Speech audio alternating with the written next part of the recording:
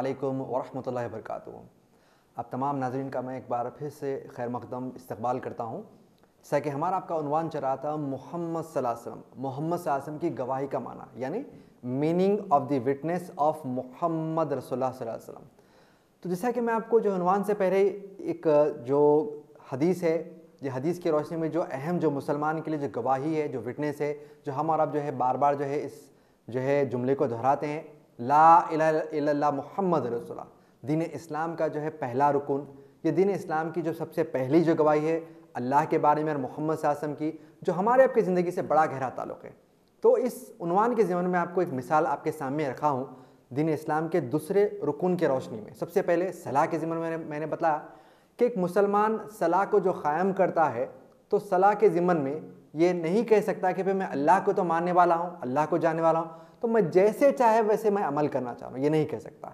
क्योंकि अल्लाह को मानने या जानने के साथ साथ मोहम्मद सल्लल्लाहु अलैहि वसल्लम का रास्ता या तरीक़ा नहीं छूटना चाहिए, यहाँ तक कि सलाह ही क्यों ना हो।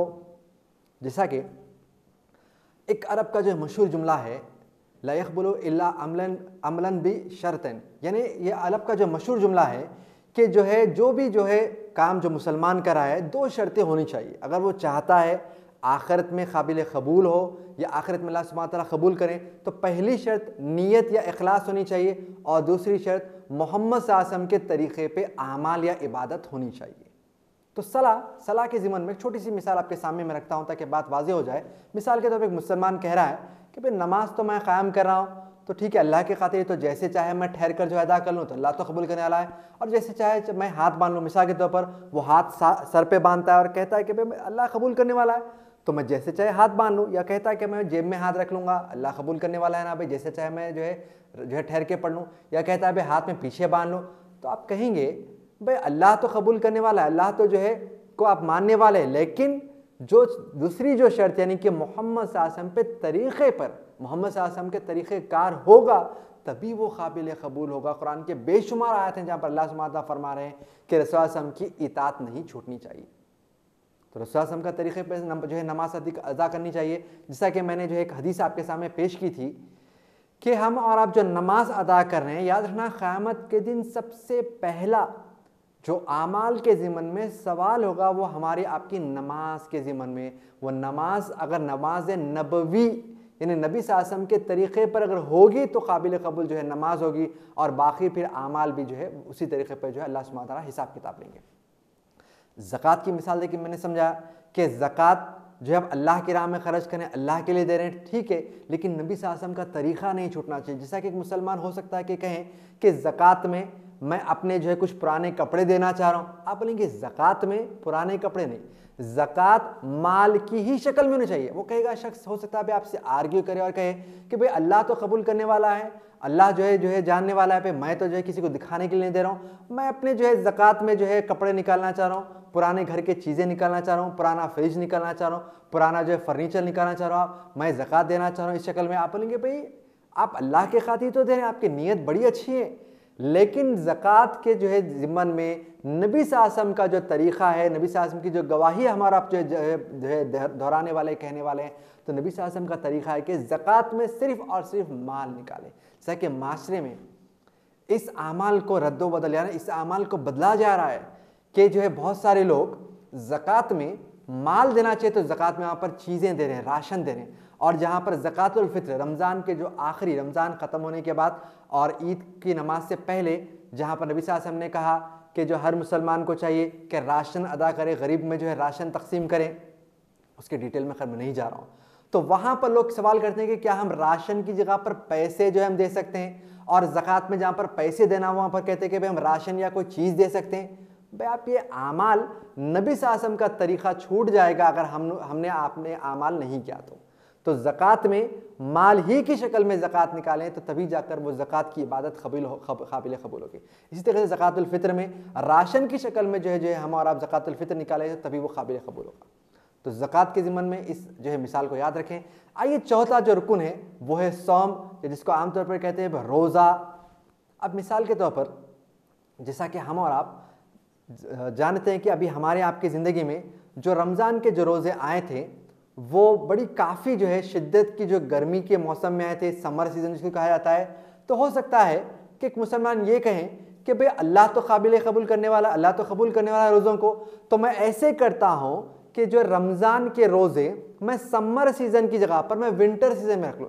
यानी इतनी जो है गर्मी है, शिद्दत है, पानी की प्यास जो है लग रही है, तो मैं इसकी जगह पर जो है मैं समर की जगह पर विंटर रख लूँ। मैं रोज़ा रखना है 30 महीने रखना है, वो 30 महीने बराबर मुकम्मल करूँगा।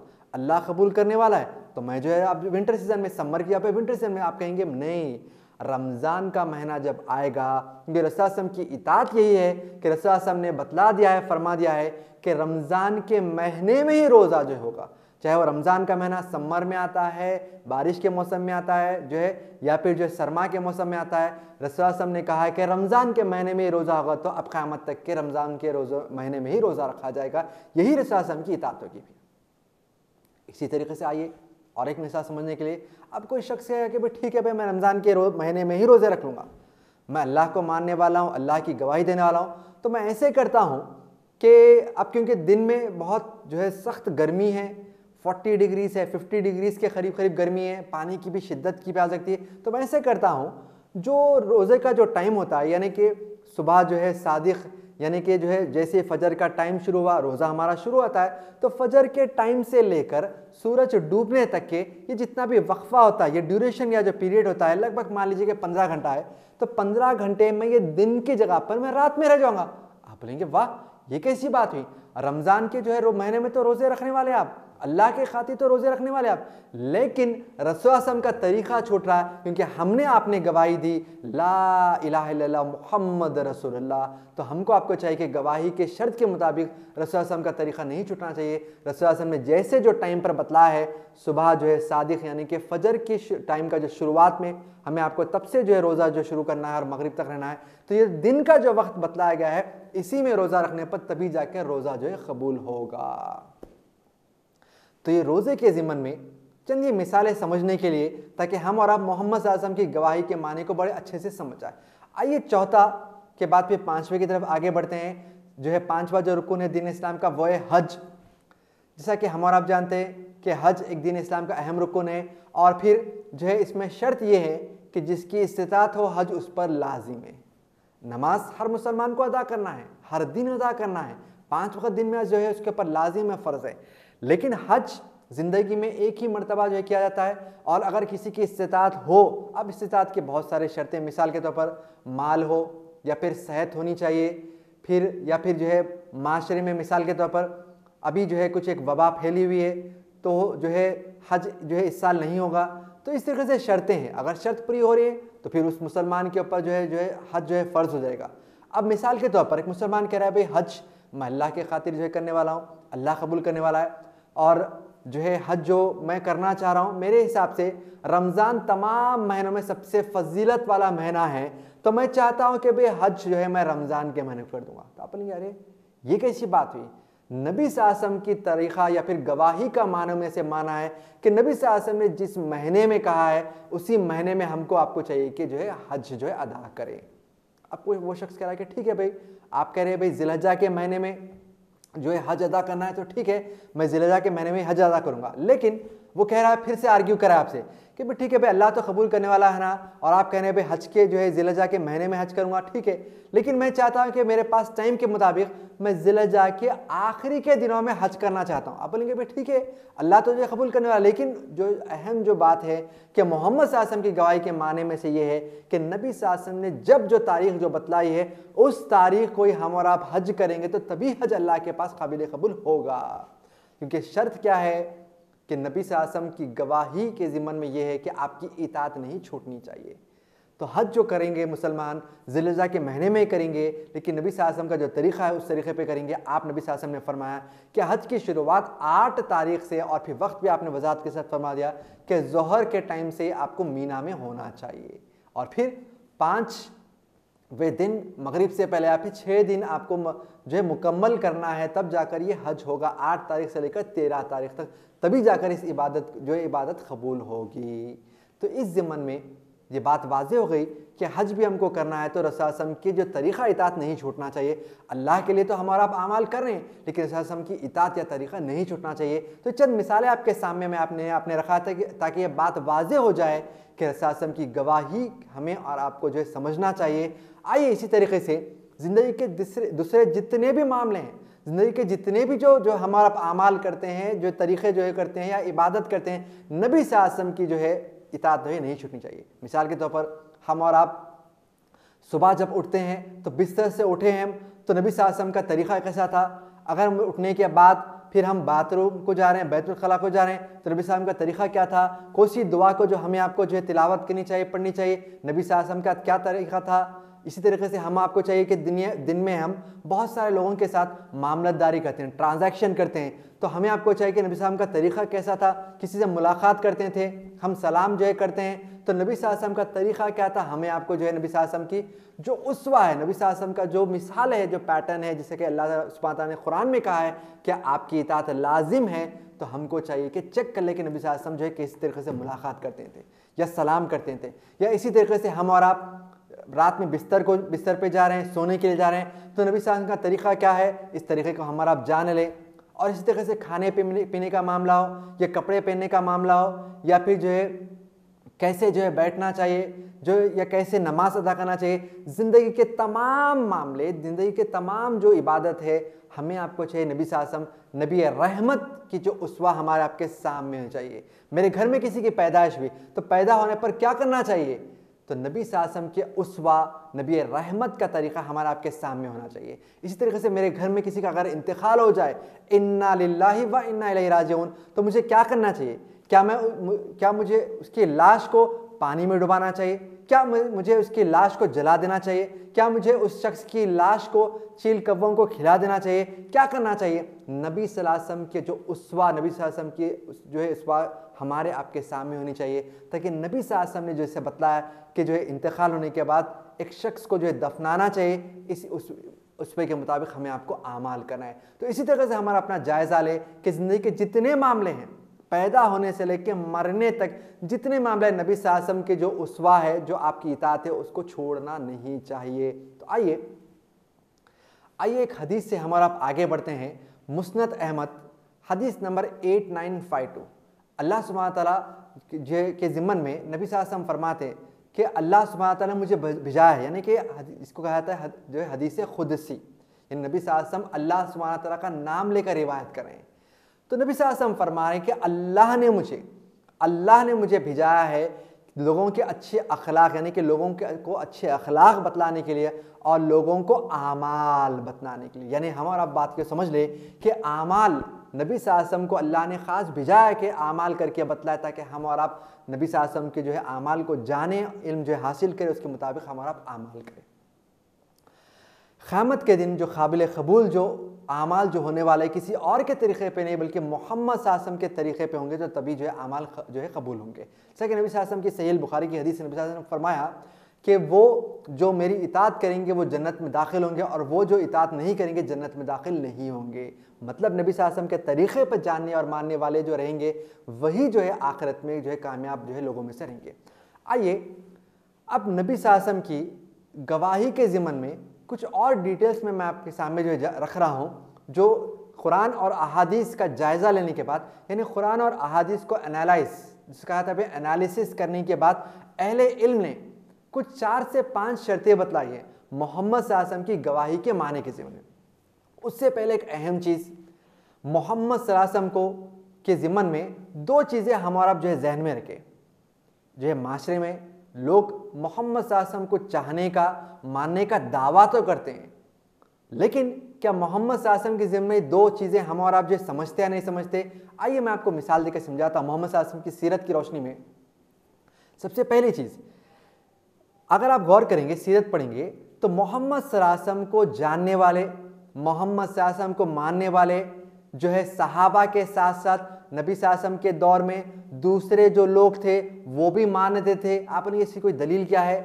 अस-सादिक़ अल-अमीन, अस-सादिक़ अल-अमीन नबी सल्लल्लाहु अलैहि वसल्लम को जो लक़ब दिया था वो किसने दिया था। आप बोलेंगे अबू बकर सिद्दीक ने तो नहीं दिया रज़ियल्लाहु अन्हु, या उमर इब्न खत्ताब रज़ियल्लाहु अन्हु तो नहीं दिया, या उस्मान रज़ियल्लाहु अन्हु तो नहीं दिया, या अली रज़ियल्लाहु अन्हु ने नबी सल्लल्लाहु अलैहि वसल्लम को ये लक़ब तो नहीं दिया। तो ये लक़ब दिया किसने? अस-सादिक़ अल-अमीन का लक़ब मोहम्मद सल्लल्लाहु अलैहि वसल्लम को आपके दौर के वो जो गैर मुसलमान थे उन्होंने आपको कहा अस-सादिक़ अल-अमीन, यानी कि सच्चे और अमानतदार। यानी नबी सल्लल्लाहु अलैहि वसल्लम की जो ज़ात, यानी ज़ात को मानने वाले या चाहने वाले बहुत मिलेंगे, यहाँ तक कि नबी सल्लल्लाहु अलैहि वसल्म के दौर में भी थे। लेकिन दूसरी जो चीज़ है, ज़ात के साथ साथ नबी सल्लल्लाहु अलैहि वसल्लम की बात भी मानना है। बात भी मानने से मतलब इताअत करना है। वो बात मानने यानी हम और आप अगर बात मानने वाले यानी इताअत करने वाले रहेंगे तो फिर हम और आप फिर नबी सल्लल्लाहु अलैहि वसल्लम को सच्चे माने में गवाही देने वालों में से रहेंगे। मोहम्मद सल्लल्लाहु अलैहि वसल्लम की जो है जैसा कि ज़ात के ज़िम्मे में मैंने आपको मिसाल दी अस-सादिक़ अल-अमीन, और इन्हीं लोगों को जब कहा कि नबी सल्लल्लाहु अलैहि वसल्लम की बात भी मानना है। नबी सल्लल्लाहु अलैहि वसल्लम की बात क्या है कि एक अल्लाह की इबादत करना है, एक अल्लाह को मानना है, एक अल्लाह को जानना है। तो फौरी इन्हीं लोगों ने कहा कि भाई हम नबी सल्लल्लाहु अलैहि वसल्लम की बात को नहीं मानेंगे। लेकिन ज़ात को चाहने वाले तो बहुत है। तो हम और अपना जायज़ा ले, या सिर्फ और सिर्फ मोहम्मद सल्लल्लाहु अलैहि वसल्लम की हमारा गवाही देने वाले, खाली ज़बानी तौर पर गवाही देने वाले हैं क्या? खाली हम नबी सल्लल्लाहु अलैहि वसल्लम की ज़ात को चाहने वाले हैं कि नबी सल्लल्लाहु अलैहि वसल्लम के हकीकी तौर में क्या हम बात को मानने वाले, इताअत करने वाले लोगों में से है या नहीं? तो आइए, तो जो चीज़ें हैं नबी सल्लल्लाहु अलैहि वसल्लम के गवाही के ज़िम्मन में वो है कि ईमान और फिर आपकी इताअत के ज़िम्मन में। तो आइए डिटेल में मैं आपके सामने बात रखता हूं। तो कुरान हदीस के जायज़े की बात अहले इल्म में 4 से 5 शर्तें बताई हैं। सबसे पहली शर्त कि नबी सल्लल्लाहु अलैहि वसल्लम की इताअत, आपकी गवाही में सबसे पहली शर्त यह है कि नबी सल्लल्लाहु अलैहि वसल्लम की इताअत हर हाल में होनी चाहिए। इताअत के ज़िम्मन में आपको बात में जुमला एक कह दूँ, इमाम मालिक रहमुल्लाह का एक मशहूर जुमला है कि दुनिया में किसी की बात को भी लिया जा सकता है, किसी बात को भी छोड़ा जा सकता है। यानी किसी की बात को भी, चाहे आपके माँ बाप हो, चाहे आपके उस्ताद या टीचर हो, या माशरे में बहुत बड़े लीडर हो, बहुत बड़ी शख्सियत हो, किसी की बात को भी लिया जा सकता है, एक्सेप्ट किया जा सकता है, या फिर किसी की बात को भी रिजेक्ट किया जा सकता है। इमाम मालिक कहते हैं कि सिवाय एक शख्स के, वो मोहम्मद सल्लल्लाहु अलैहि वसल्लम की बात को हम और आपको लेना ही लेना है। यानी मोहम्मद सल्लल्लाहु अलैहि वसल्लम की बात को लेना से मतलब इताअत करना ही करना है।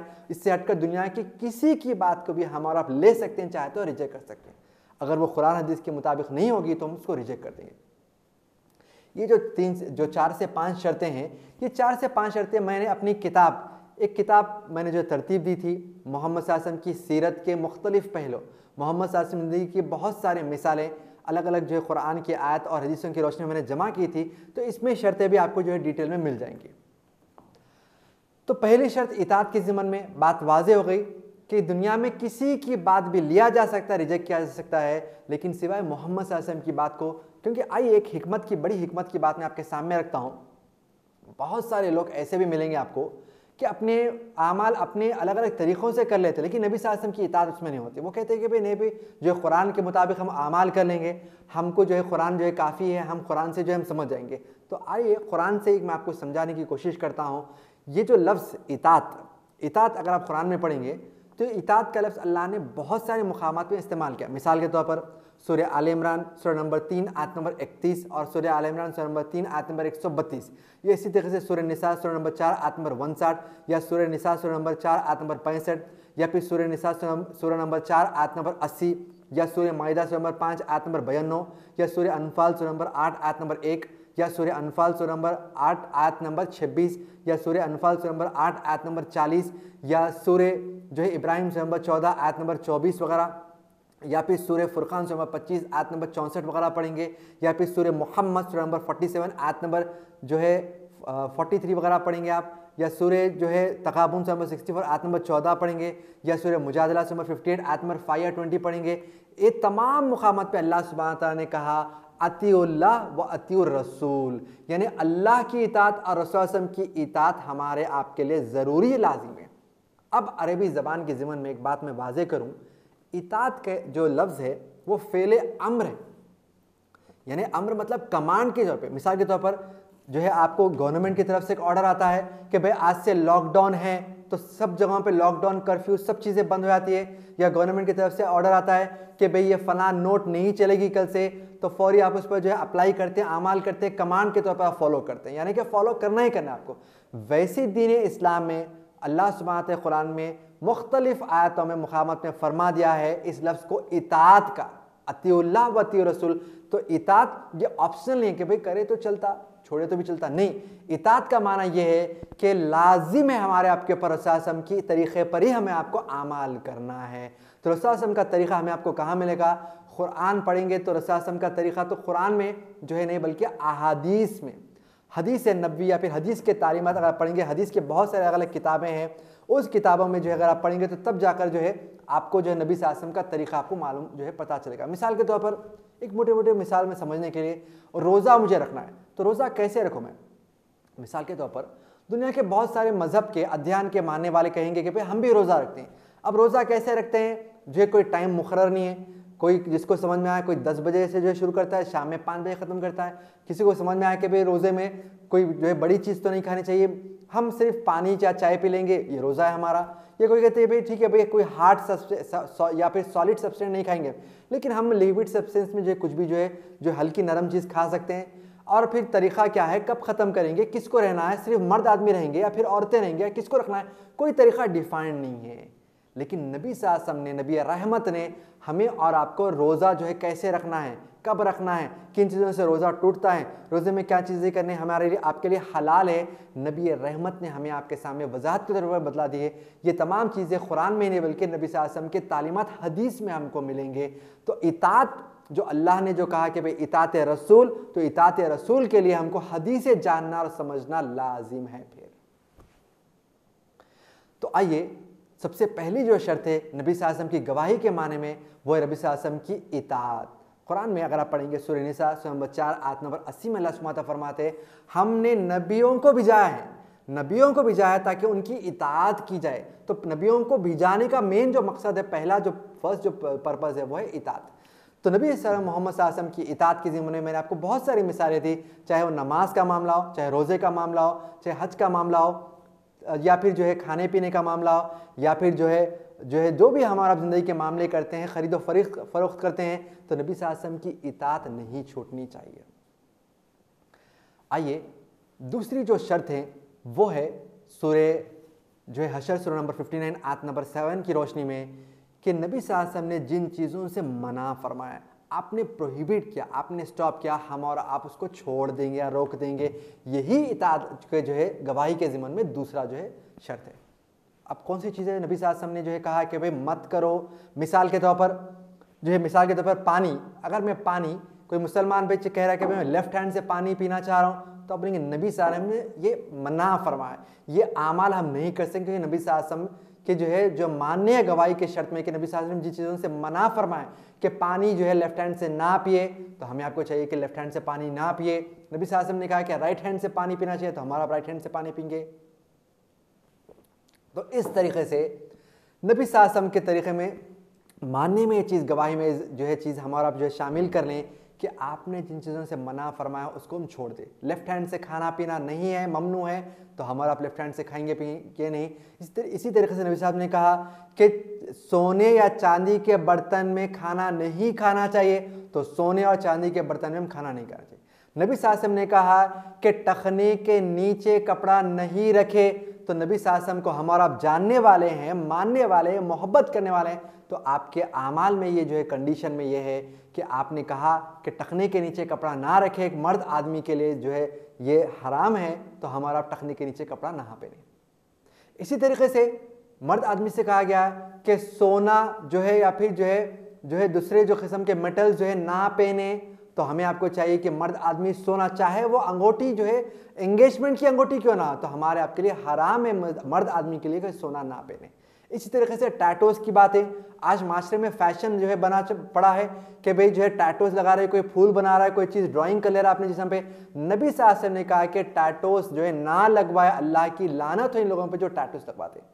तो इसी तरीके से बहुत सारे चीज़ें नबी सल्लल्लाहु अलैहि वसल्लम ने मना फरमाया, तो मुसलमान को चाहिए कि रुक जाए या फिर इसको छोड़ दे। मिसाल के तौर पर रिबा, माशरे में अलग अलग नाम से अलग अलग टर्मिनोलॉजी जो है यूज़ करके लोग आज रिबा को हलाल की शक्ल या परमिटेड शक्ल बनाने की कोशिश करें, जबकि नबी सल्लल्लाहु अलैहि वसल्लम ने कहा कि रिबा यहाँ पे इंटरेस्ट हराम है।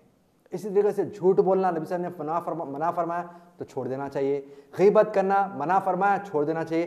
तो ऐसे जितने तालीमात जहाँ पर नबी साहब ने कहा कि ये चीज़ें ना करें, तो हम आपको चाहिए कि छोड़ दें। तीसरी शर्त तीसरी शर्त यह है कि इबादत नबी सल्लल्लाहु अलैहि वसल्लम ने जिस तरीक़े पे बतलाया हमें आपको चाहिए कि उस तरीक़े पर आमाल करें। जैसा कि उन्वान के जो है पहले हिस्से में मैंने बहुत डिटेल में इसको बतलाया, तो डिटेल में मैं अब नहीं जाना चाह रहा हूँ क्योंकि जो है बहुत कम वक्त रह गया है इस एपिसोड को जो ख़त्म करने के लिए। कि तीसरी शर्त यह है कि इबादत नबी सल्लल्लाहु अलैहि वसल्लम ने जैसे बतलाया वैसे हमको करना चाहिए। मिसाल के तौर पर नबी सल्लल्लाहु अलैहि वसल्लम ने कहा कि फ़जर की नमाज में 2 रकात हैं, तो फ़जर की नमाज में हमें आपको चाहिए कि 2 रकात जो है फ़र्ज़ नमाज अदा करें, 2 रकात सुन्नत के साथ। इसी तरीके से नबी सल्लल्लाहु अलैहि वसल्लम ने कहा है ज़कात का जो तरीक़ा बतला है जो कि इबादत की शक्ल है, तो वैसे तरीक़े पर अमल करना चाहिए, चाहे वो जो भी इबादत की शक्ल हो।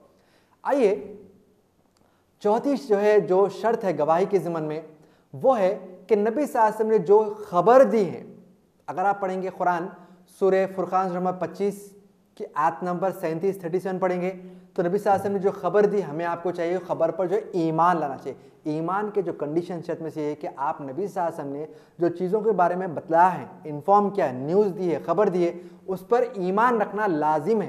किन चीज़ों के बारे में नबी सल्लल्लाहु अलैहि वसल्लम ने खबर दी? मिसाल के तौर पर नबी सल्लल्लाहु अलैहि वसल्लम ने आखिरत की ज़िम्मे में बहुत सारी निशानियां बतलाई। मिसाल के तौर पर नबी सल्लल्लाहु अलैहि वसल्लम ने कहा कि दज्जाल जो है आने वाला है, दज्जाल का फितना ज़ाहिर होगा क़यामत से पहले। इसी तरीके से नबी सल्लल्लाहु अलैहि वसल्लम ने फरमाया कि ईसा अलैहिस्सलाम दोबारा आएंगे क़यामत से पहले, या फिर आखिरत के क़यामत के दिन के बहुत सारे मरहलों के ज़िम्मे नबी सल्लल्लाहु अलैहि वसल्लम ने खबर दी।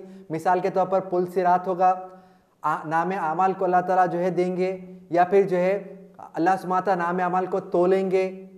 तो इन तमाम जो खबर को हमें आपको जो है इस पर ईमान लाना मानना ज़रूरी है। नबी सल्लल्लाहु अलैहि वसल्लम ने फरमाया पुराने अंबियाओं यानी कि पहले पिछले अंबियाओं के बारे में, चाहे वो आदम अलैहिस्सलाम से लेकर ईसा अलैहिस्सलाम तक जितने बातें बतलाएं, हमें आपको चाहिए कि तमाम बातों पे तमाम खबर पर ईमान लाएं, चाहे वो बात समझ में आए चाहे बात वो समझ में ना आए। हो सकता है कि लोग कहें कि भाई खबर के ज़िम्मे नबी सल्लल्लाहु अलैहि वसल्लम ने जो इन्फॉर्म किया कि खबर के अंदर मुसलमान या फिर गैर मुसलमान जिसके जो ईमान नहीं लाया, या वो मुसलमान जो आमाल से खाली है, खबर में उसको अजाब हो सकता है। आप कहेंगे, बास लोग कहेंगे फिर अरे मुझे तो ये बात समझ में नहीं आई। तो अगर वो बात समझ में आओ या समझ में ना हो, ये जो है गवाही के ज़िम्मे में शर्तें हैं कि नबी सल्लल्लाहु अलैहि वसल्लम ने जिन जिन बातों के बारे में खबर दी तमाम पर हमें आपको ईमान लाना, बिलीव जो है करना है। तो ये चंद शर्तें थी नबी सल्लल्लाहु अलैहि वसल्लम की गवाही के ज़िम्मे में। सबसे पहली शर्त इताअत, आपके तरीक़े पर आपने जिन चीज़ों से मना फरमाया, दूसरी चीज़ इन तमाम चीज़ों को छोड़ देना है। तीसरी चीज़ इबादत का तरीक़ा नबी सल्लल्लाहु अलैहि वसल्लम ने जैसे बताया वैसे हमको अमल करना है। चौथी चीज़ आप नबी सल्लल्लाहु अलैहि वसल्लम ने जिन चीज़ों के बारे में खबर दी उस तरीक़े पे हमें आपको आमाल करना चाहिए। वैसे तो बहुत सारे हदीसें हैं, लेकिन एक हदीस से मैं अपने उन्वान को ख़त्म करता हूँ। सूरह निसा नंबर 4 आयत नंबर 65 की रोशनी में फला व रब्बु का ये आयत अल्लाह ने नाजिल की, उससे पहले आखिर बात क्या हुई थी, आखिर वो हदीस क्या है, वो उस हदीस की रोशनी में इस आयत को जो समझना चाहिए। सही बुखारी की हदीस पढ़ेंगे 4000 के आगे। नबी सल्लल्लाहु अलैहि वसल्लम के एक भाई थे अब्दुल्ला बिन ज़ुबैर अस्सलानो और एक मदीना के जो सहाबी थे। आपने एक मामला, एक कुछ उनमें दो सहाबा के बीच में कुछ इख्तलाफ या कुछ एक आर्ग्यूमेंट हो गया था। दोनों नबी सल्लल्लाहु अलैहि वसल्लम के पास पहुँचे, आपने जो है कहा कि बात क्या है। तो उन सहाबा में से सहाबी ने कहा है, ये जो अब्दुल्ला बिन ज़ुबैर है, ये जो खेतों में पानी वो पहले डालते हैं, आप कहिए कि पहले जो है डाल लें, मुझे जो है इजाज़त दे। तो नबी सल्लल्लाहु अलैहि वसल्लम ने दरियाफ़त किया और फिर आपने ये फ़ैसला कर दिया कि अब्दुल्ला बिन ज़ुबैर तुम पहले पानी डालो। जैसे ये कहना था, वो मदीना वाले जो सहाबी थे आपने फौरी जुमला कहा, क्योंकि आप मोहम्मद सल्लल्लाहु अलैहि वसल्लम के रिश्तेदार हैं अब्दुल्ला बिन ज़ुबैर, तो आपने उनके हक़ में फ़ैसला सुना दिया। जैसे ही जो है जुमला सुना था, नबी सल्लल्लाहु अलैहि वसल्लम का चेहरे का रुख बदल गया और इसके बाद अल्लाह ने ये जो आयत नाजिल कर दी, वो ईमान वाला शख्स हो ही नहीं सकता जब तक कि वो नबी सल्लल्लाहु अलैहि वसल्लम की बात को तमाम आमाल या तमाम बात से सबसे ज़्यादा फ़ौक़ियत या प्रेफरेंस ना दे दे। तो हमको चाहिए कि नबी सल्लल्लाहु अलैहि वसल्लम को हम और आप जानने वाले, मानने वाले हैं, गवाही देने वाले हैं, ला इलाहा इल्लल्लाह मोहम्मद रसूलुल्लाह सल्लल्लाहु अलैहि वसल्लम का कलमा पढ़ने वाले हैं। तो मोहम्मद सल्लल्लाहु अलैहि वसल्लम की गवाही के ज़िम्मन में इल्म हासिल कर लें और आप इल्म के मुताबिक हमारा अमल करने वाले बन जाए। तो मैं अल्लाह से दुआ करता हूँ आखिर में कि अल्लाह सुब्हानहू व तआला हमारे आपके आमाल को कबूल कर लें और हम हमारे आपके आमाल को नबी सल्लल्लाहु अलैहि वसल्लम के तरीक़ेकार वाला वैसे ही जो है आमाल जो है बना दे। और नबी सल्लल्लाहु अलैहि वसल्लम ने जो आमाल जो बतलाए थे, इताअत जो है आपने जो हमें आपको जो सिखाई है, उस तरीक़े पे हम आप इताअत करने वाले बन जाए। आमीन व आखिरु दाना अल्हम्दुलिल्लाहि रब्बिल आलमीन। अस्सलामु अलैकुम व रहमतुल्लाहि व बरकातुहू।